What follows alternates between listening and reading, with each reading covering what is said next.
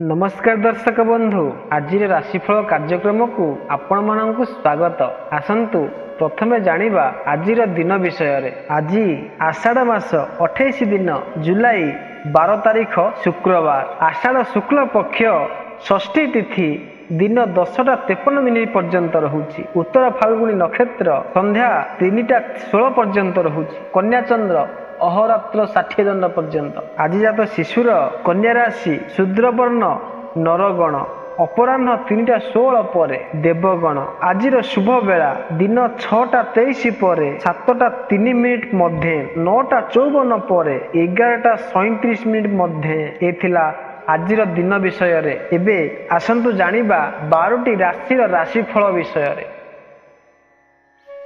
आसंतु प्रथमे जानिबा मेष राशि विषय रे। आज जहा हेउना काहेकि आपण निज आत्मीय मानक सह कଳି करिवे नाही। परिस्थिति जेमिति हेउ मध्य आपण कଳି ठारू दूरे रुहंतु। आपण निजको शांत रखिबाकू चेष्टा करंतु। आज आपणकू देव दर्शन सुजोग मिली पारे। एतिला मेष राशि व्यक्ति विशेष मानक पई। आसंतु जानिबा वृष राशि व्यक्ति विषय रे।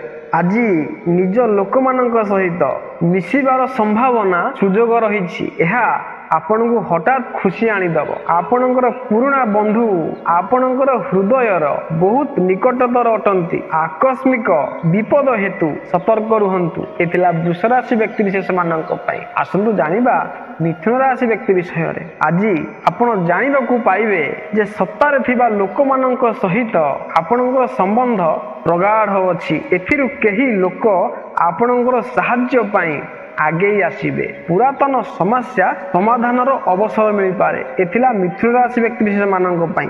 आसंतु जानिबा कर्कट राशि व्यक्ति विषय रे। जदि आपनकू एमिति लागे जे आज आपण कोनोसी असुविधा रे एका पड़ी जाइछंती ताहेले आपनकू आपनकर बंधु किंबा परिवार समस्ते साहाय्य करने आगे आसवे। साहाय्य पाई आपण सेमानक ऊपर निर्भर करि परिबे। एतिला कर्कट राशि व्यक्ति विशेष मानक पई। आसंतु जानिबा सिंह राशि व्यक्ति विषय रे। आज आपणकर भ्रमण करिवार संभावना रहिछि। कोनोसी एक धर्मपीठ सांस्कृतिक किंबा ऐतिहासिक गुरुत्वपूर्ण स्थान बुलिबाकू जाई पारंती। एहा एक कम समय यात्रा होई पारे किंतु आपणकर जीवन रे एहा गुरुत्वपूर्ण हेबो। एतिला सिंह राशि व्यक्ति विशेष मानक पई। आसंतु जानिबा कन्या राशि व्यक्ति विशेष मानक पई। आपणकर एवं आपणक परिवार मध्य रे समस्या गुरुत्वपूर्ण भाव रे चालू अछि। जदि आपणकर मध्य रे झगड़ा चली थाए एवं कथावार्ता माध्यम रे समाधान न हुए तेबे आपण निज परिवार लोकंकु अधिक समय देवा उचित। एथिला कन्या राशि व्यक्ति विशेष मानक पई।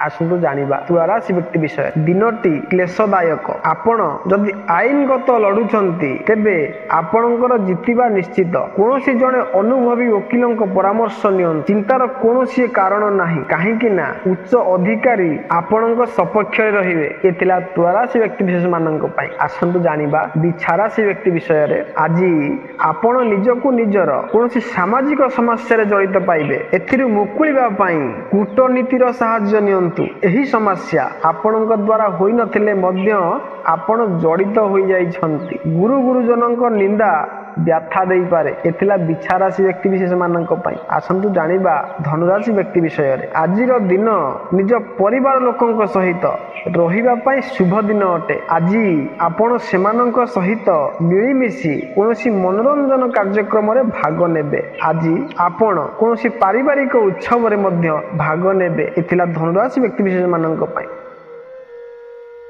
आसंतु जानिबा मकर राशि व्यक्ति विषय रे।